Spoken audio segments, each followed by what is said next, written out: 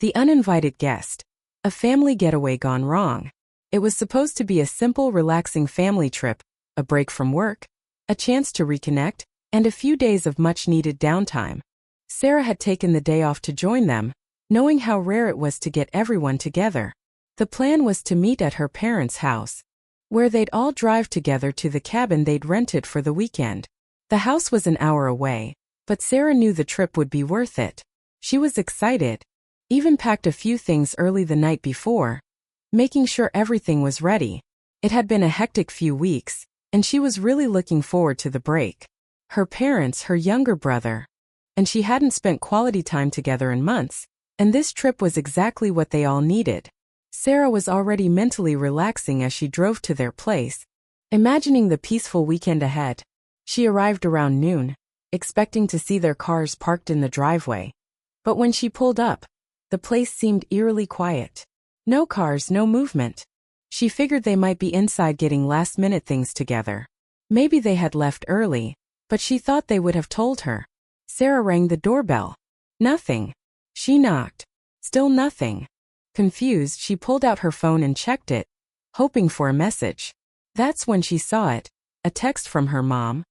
"We left without you." Sarah blinked at the words for a moment. She thought she was mistaken, so she read it again. "We left without you." What did that even mean? They were supposed to wait for her. She had made plans. She had taken the day off specifically to go on this trip. Sarah quickly checked the rest of the message, hoping for some clarification, and there it was. "You can watch the house for us." She stared at the text in disbelief. Watch the house. Was this some sort of joke? Her heart started to race. Why would they leave without her? How could they just go ahead with the trip knowing she was coming? Sarah felt a wave of frustration and confusion. Why hadn't they mentioned this change of plans? How was she left out of the loop? And what did they mean by watch the house? The situation was starting to feel more and more off. She called her mom, desperate for answers. Ring ring. Nothing. Then she tried her dad, hoping he might have a different explanation. Ring ring. Again nothing. Sarah checked her phone one more time to see if there were any new messages, but no. Her mind raced. She wanted to scream, but instead she just stood there in stunned silence. This couldn't be real. After a few moments, Sarah made a decision. She wasn't going to stay here like a fool waiting for answers that weren't coming. She got back into her car, slammed the door and drove off, feeling like she was living in some strange dream. But as she drove away, her mind kept replaying the message. "We left without you." Why would they do that? Why leave her behind after everything? And the part about watching the house. What was that even supposed to mean? Days passed, and Sarah still hadn't heard a word from them. Her parents weren't responding to her calls or texts, and that feeling of being completely shut out continued to gnaw at her. What was really going on? Why had they left so abruptly? The next few days felt like a blur. Sarah couldn't stop thinking about the strange situation, and she couldn't shake the feeling that something was deeply wrong. It wasn't just that they left without her. It was the sheer coldness of the way they had done it. To tell her she could watch the house for them, that was just bizarre. She spent the evenings at home replaying every little detail in her mind. Had she missed something? Had they mentioned anything about the trip? No, nothing. The last conversation she'd had with them was about the weather forecast. Everything seemed fine then. They had seemed excited, even talking about how much they were looking forward to the getaway. Sarah finally decided to go back to their house the following morning. She needed answers, and she wasn't going to let it go. When she arrived, she expected to see some sort of explanation, maybe a note or something that would help her understand what had happened. But as she pulled into the driveway, she saw something that made her stomach drop. Their cars were back. Sarah was so confused. Why were they back already? If they'd gone on the trip, why were they home in the middle of the day? And why hadn't they called her? She parked her car, her heart pounding, and walked toward the front door, wondering if she was about to get an explanation or if she was going to face more silence. She knocked once, then twice. After a few moments, the door creaked open. It was her dad, Mark. He looked almost surprised to see her standing there. "Hey," Sarah said, trying to mask the tension in her voice. "I thought you guys were on a trip." "Oh," he said, scratching his head. Well, we didn't make it. Some stuff came up. His voice was flat, distant. What did that even mean? Some stuff came up? Sarah had so many questions. Why hadn't they told her about this? Why was everything suddenly so vague? Before she could ask anything more, he stepped aside, gesturing for her to come inside. Look, sit down, he said, motioning to the living room. Your mom's in the kitchen. We need to talk. Sarah followed him inside, still trying to process the situation. Her mom, Linda, was sitting at the kitchen table staring at her phone. She didn't look up when Sarah walked in, but Mark took a seat across from her, and Sarah took a deep breath, preparing for whatever was coming next. What's going on, Dad? Sarah finally asked. Why didn't you wait for me? Why did you leave without telling me? And why all the confusion about the trip? He hesitated for a moment, clearly unsure of how to respond. Then he said something that caught her completely off guard. Look, honey, he started, his voice softer now. We didn't mean to hurt you, but things just didn't go the way we planned. Your mom and I have been going through some stuff. This trip wasn't just a getaway. It was something we needed to do, and we weren't sure how to explain it. Sarah sat there confused. What on earth could be so important that they had to leave without her? Why not just tell her the truth from the start? Why didn't you tell me you were having problems? She asked, trying to hold back her emotions. Why did you leave me out like that? Linda finally put down her phone and looked up at Sarah, her eyes weary and apologetic. We didn't want to burden you with it, she said, her voice shaky.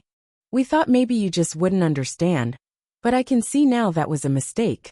I'm sorry. Sarah didn't know what to say. Part of her was angry. Angry at being left out. Angry at the secrecy. But another part of her felt sad. This wasn't the family she had grown up with. They used to be so open with her. What had changed? Before she could say anything more, Mark stood up. Look, we're sorry for how things played out. We should have been more upfront with you. Can you forgive us? Sarah sat there for a long moment, unsure of what to feel. The situation was so much more complicated than she had ever imagined. But the more she thought about it, the more she realized she needed to decide where she went from here. Could she forgive them? Was it even possible to move past the hurt? She sat there trying to make sense of everything they had just said. Her mind was racing. Was she really ready to just forgive them? It wasn't just the trip. It was everything that had led up to it.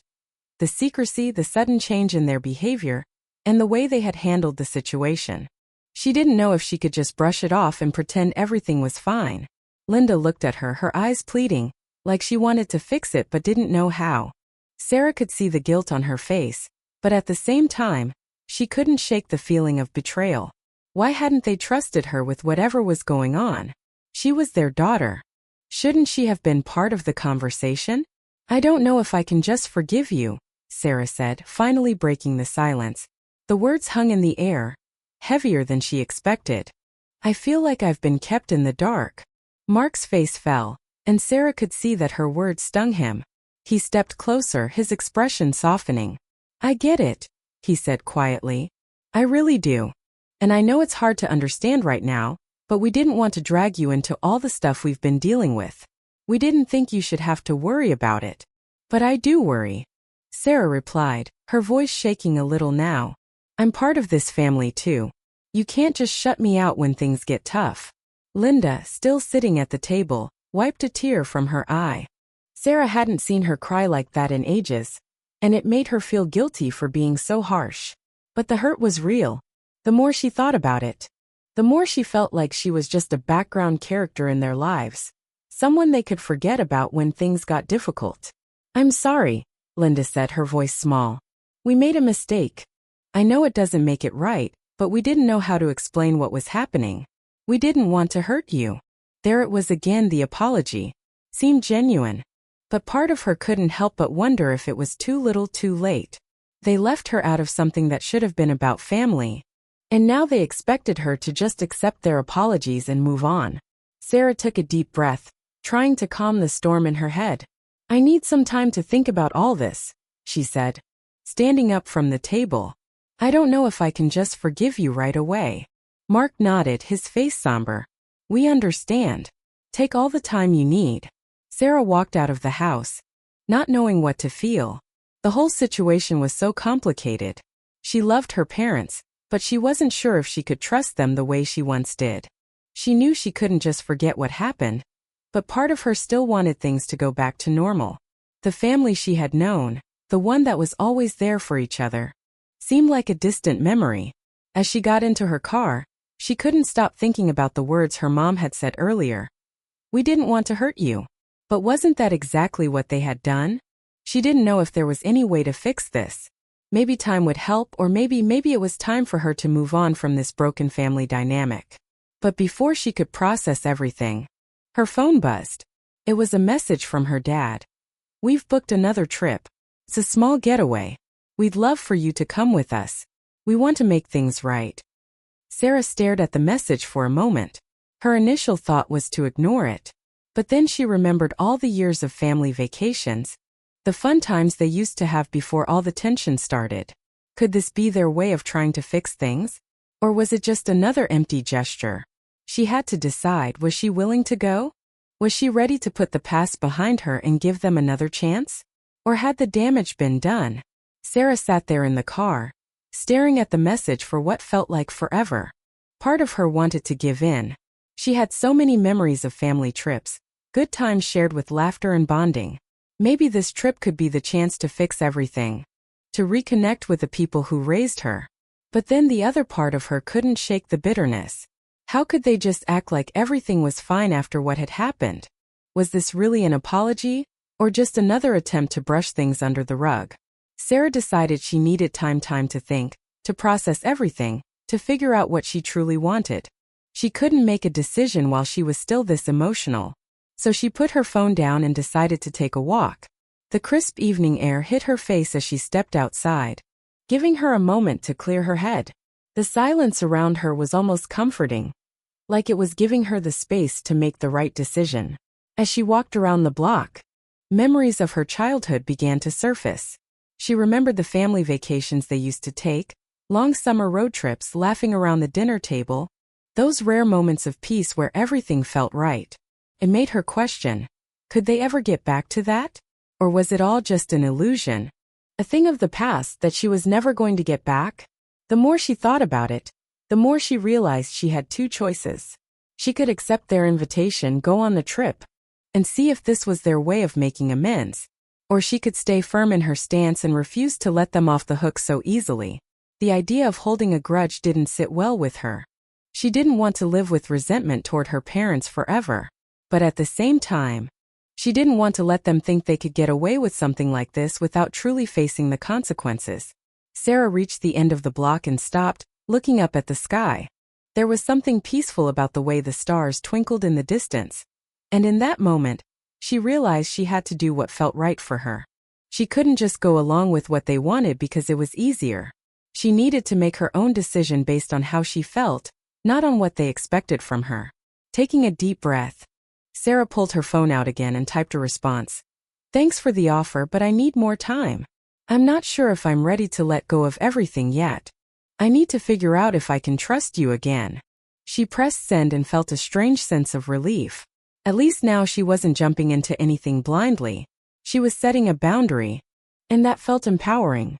But just as she thought she had everything figured out, her phone buzzed again. This time it was a voicemail from her mom. Sarah hesitated before hitting play. What could she possibly want now? The message started, her voice shaky and urgent.